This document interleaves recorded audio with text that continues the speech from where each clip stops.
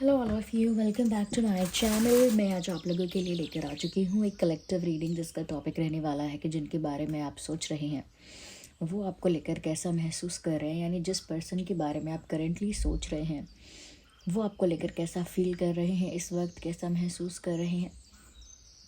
ये reading male female दोनों के लिए है, सभी ज़ोडिएक साइंस के लिए है, हर उम्र के व्यक्ति के लिए है, टाइमलेस है। ओके, तो ओपन माइंडेड होकर आप सुनिएगा और ज़बरदस्ती अपने आप को रीडिंग में फिट इन मत कीजिएगा। जितना आपके साथ रेजोनेट होता है उतना ही एक्सेप्ट कीजिए and leave the rest. Okay, let's start the reading. देखते हैं कि जिनके बारे में आप सोच रहे हैं वह आपको लेकर कैसा महसूस कर रहे हैं। ये रीडिंग आपके लव इंटरेस्ट के लिए एप्लीकेबल है। 9 of pentacles. Okay, then we have 6 of cups. Interesting. We need one card.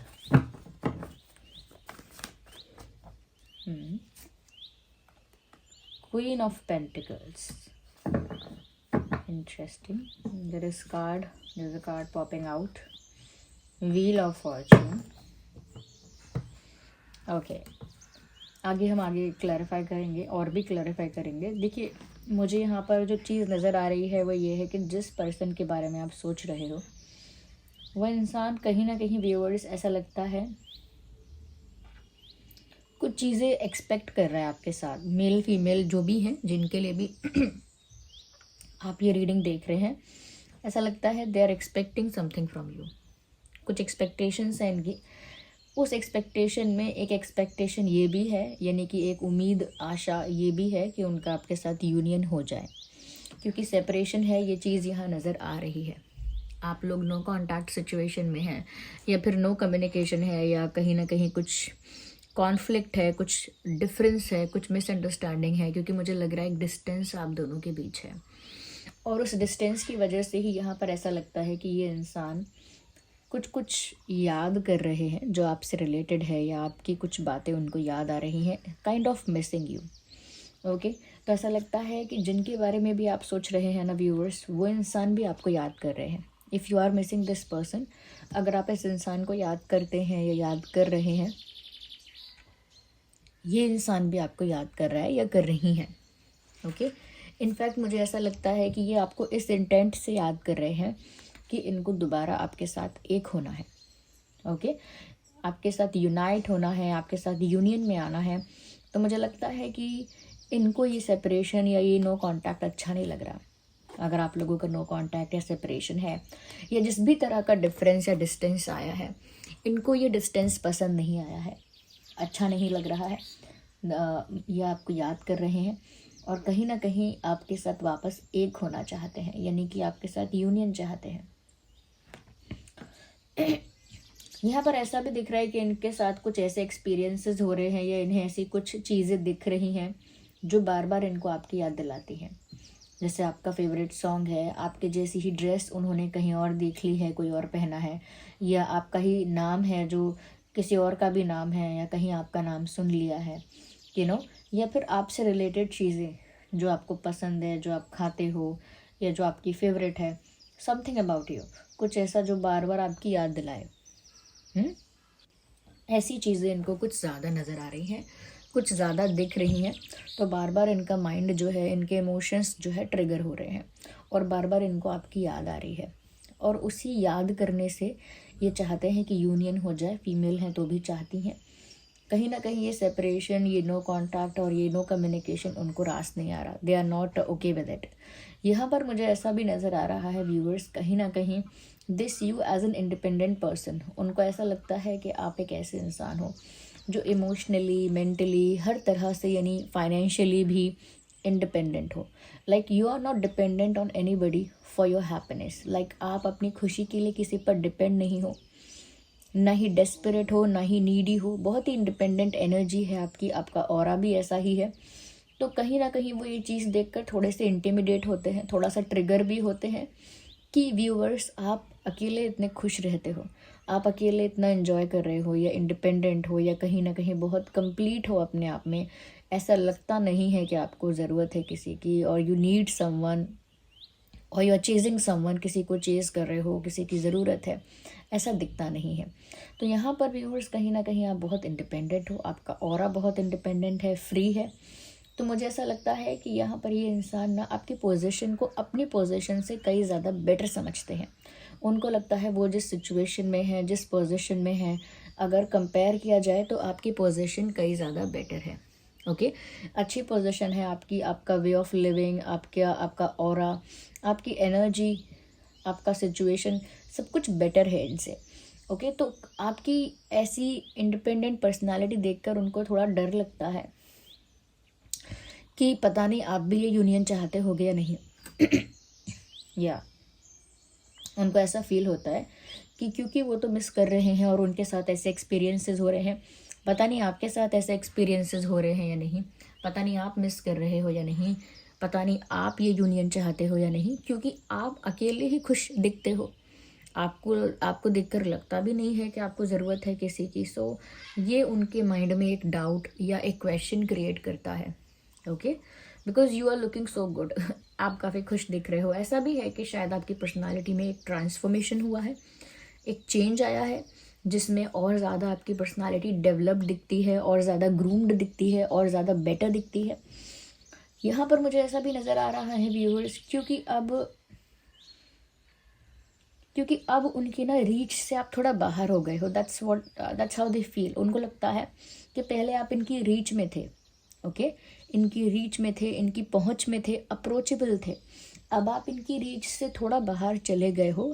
ज़रूरी नहीं है कि ऐसा हो, लेकिन ये ऐसा उनको लगता है।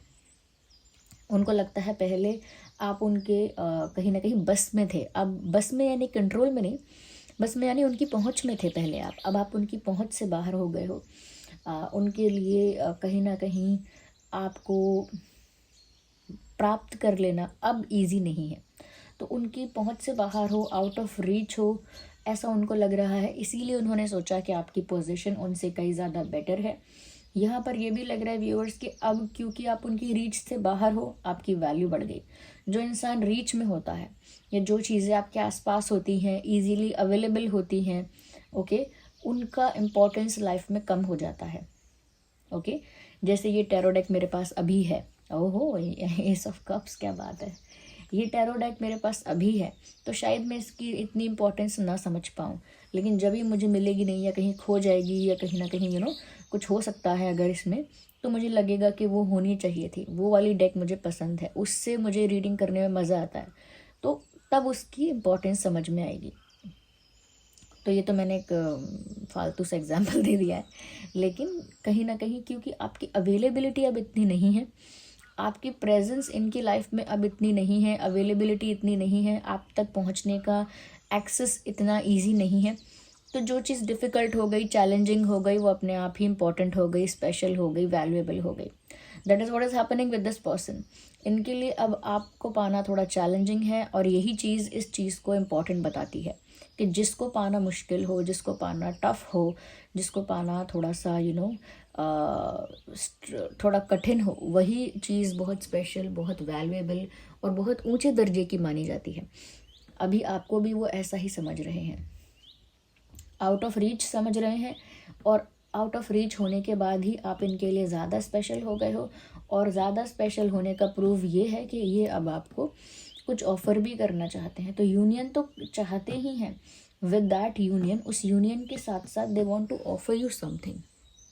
ओके, जैसे कोई प्रपोजल है या कमिटमेंट है, XYZ कुछ भी। ओके, कुछ ऑफ़र करना चाहते हैं, और ये कुछ स्टेबल ऑफ़र है, किसी तरह की स्टेबिलिटी ऑफ़र करना चाहते हैं।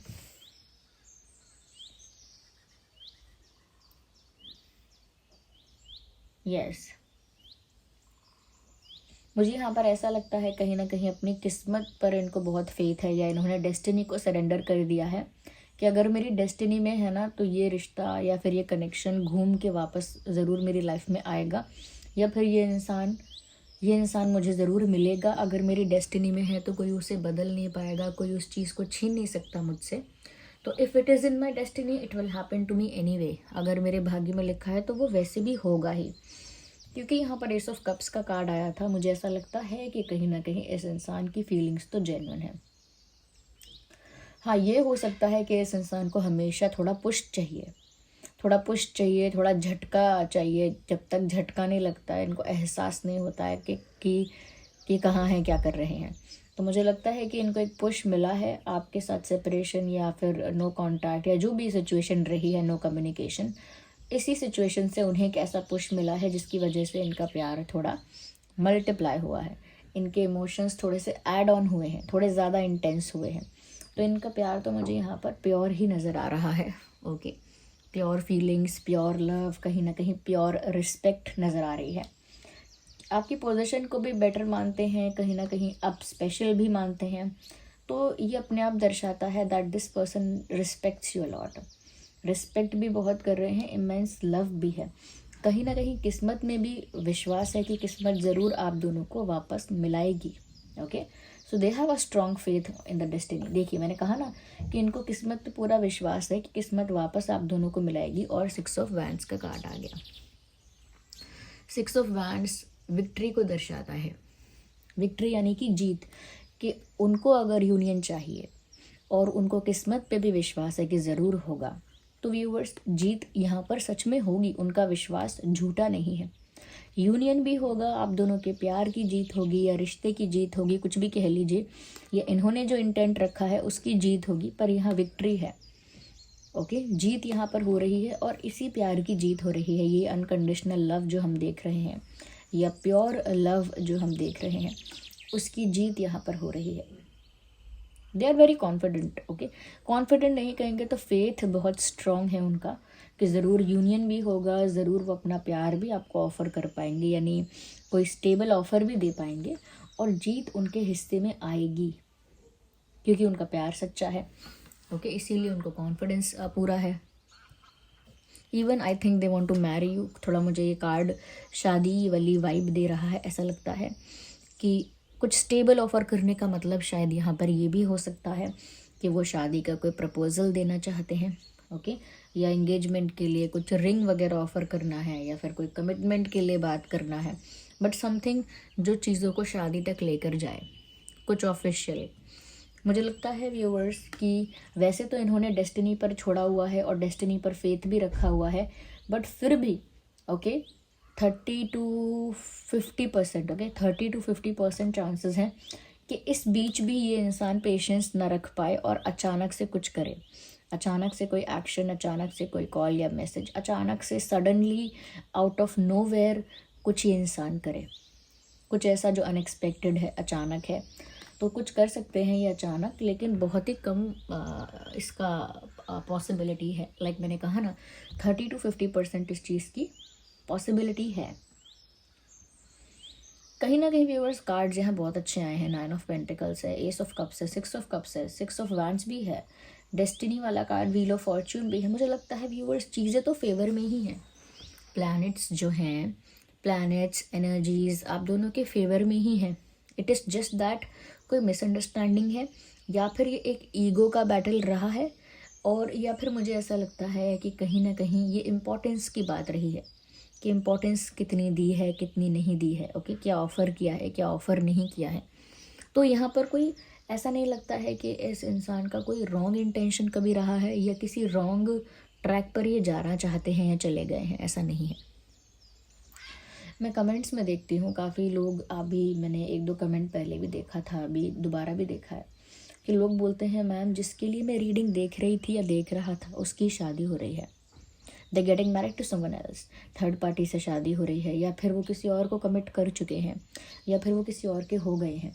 तो व्यूअर्स, जब आपकी सिचुएशन इतनी आगे निकल चुकी है कि जिसको आप पसंद करते हैं, जिसके लिए आप रीडिंग देख रहे हैं इस चैनल पर या किसी और चैनल पर, वो इंसान किसी और से शादी कर चुका है या कर रहा है। ओके, तो व्यूअर्स ये आपको समझना होगा कि रीडिंग्स की बात तो ये है कि ये रीडिंग्स आपकी सिचुएशंस में अप्लाई नहीं हो रही हैं, क्योंकि जो एनर्जी यहाँ पर पिक कर रही हैं हम, जो चैनल हो रहे हैं मैसेजेस, शायद वो आपकी सिचुएशन के साथ रेजोनेट नहीं कर रहे हैं।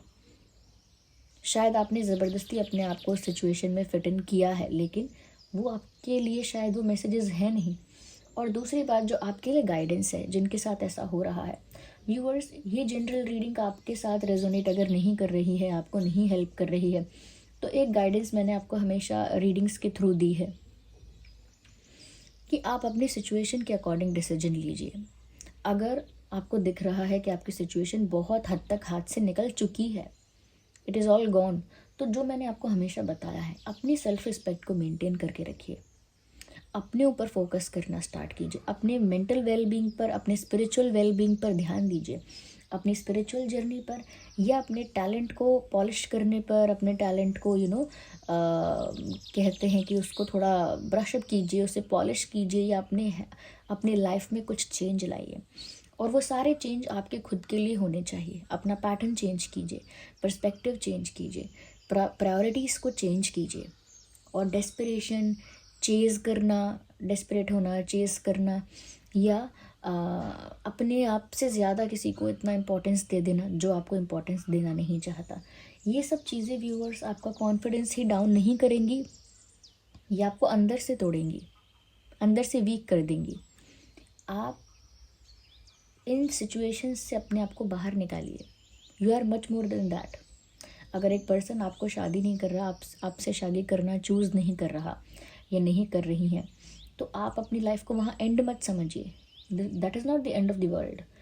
व्यूअर्स, ये हो सकता है कि आपके लिए एक बहुत अच्छा साइन है कि जिस इंसान के साथ शायद आप खुशी नहीं रह पाते, जो इंसान शायद आपको सच में रिस्पेक्ट नहीं कर पाता, प्यार नहीं कर पाता, उस इंसान के साथ भगवान ने, यूनिवर्स ने आपको बंधने ही नहीं दिया, उस इंसान से आपको दूर रखा।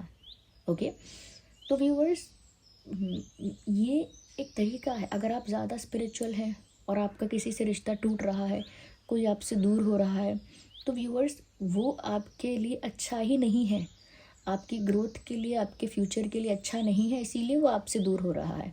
आज वो इंसान जिसके लिए आप रो रहे हो कि उसकी शादी हो रही है, आप 1 साल रुक जाओ, 1 साल भर रुक जाओ, आप खुद ये बात बोलोगे, थैंक गॉड मेरी उससे शादी नहीं हुई, my life is far better than that, मेरी लाइफ उससे कई ज़्यादा अच्छी है। अगर मेरी उनसे शादी हो जाती तो ये भी नहीं हो पाता, वो भी नहीं हो पाता, आज कम से कम ये तो हो पाया है। आपका पर्सपेक्टिव चेंज हो जाएगा। आई एम नॉट सेइंग कि ऐसा ही होता है सबके साथ, नो, ये टाइम है जो आपको दिखा देता है कि आपके लिए बेटर यही था।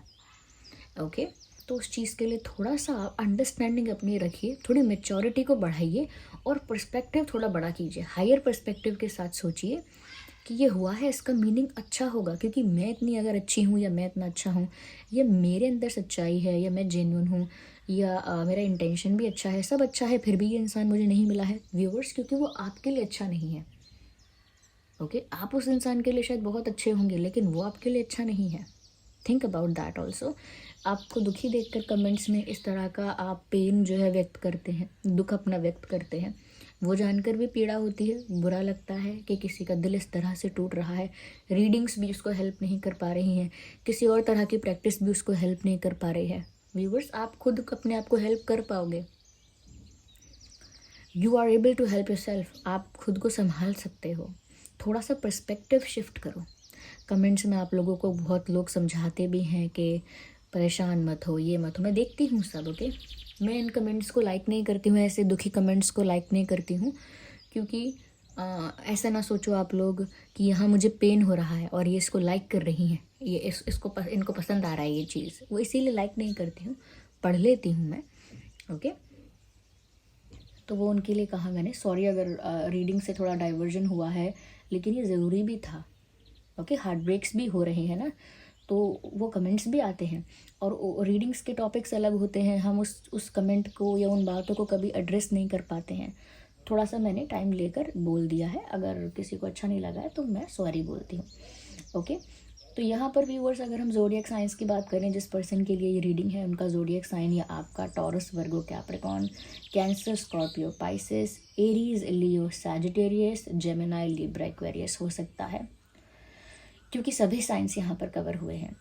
कप्स भी हैं, पेंटिकल्स भी हैं, वैंस भी हैं और स्वॉर्ड भी है, तो सभी साइंस यहाँ पर कवर हुए हैं। आइए हम डेट ऑफ बर्थ देख लेते हैं। 9, 19, 29, 6, 16, 26, 2, 12, 22, 1, 11, 21, 31, 10, 20, 30, 3, 13, 23. ओके, नंबर 666, एंजल नंबर 666 आपके लिए इम्पॉर्टेंट है। आप गूगल पर जाइए, एंजल नंबर 666 का मीनिंग देखिए, और जो भी मीनिंग है उसे रिसीव कीजिए, जो भी मैसेज है उसे रिसीव कीजिए। और थोड़ा व्यूअर्स को हेल्प हो जाएगा, जिसने भी ये 666 का मीनिंग चेक किया है वो कमेंट्स में भी लिख दे कि इसका मीनिंग ये है, तो बाकी लोग भी आसानी से देख लेंगे। ठीक है, तो ये डेट ऑफ बर्थ हो सकता है जो आपको और आपके पर्सन का हो सकता है। आइए चलिए हम यहाँ पर कुछ मैसेजेस भी देख लेते हैं कि जिनके बारे में आप सोच रहे हैं वो और क्या महसूस कर रहे हैं आपके लिए। Let's see with these cards, थोड़े से मैसेजेस हम यहाँ से भी पिक करते हैं। Okay, I fail to express my true feelings for you. कहते हैं I fail to express my true feelings for you. वो नाकामयाब हुए हैं अपनी ट्रू फीलिंग्स एक्सप्रेस करने में। तो उनकी ट्रू फीलिंग्स सच में व्यूवर्स ये है, ये प्योर लव है, ये अनकंडीशनल लव है, आपके साथ यूनियन की इच्छा है, आपको कुछ स्टेबल ऑफर करने की इच्छा है। तो ये फीलिंग्स वो अपनी एक्सप्रेस करने में फेल हुए, इस बात को एक्सेप्ट कर रहे हैं।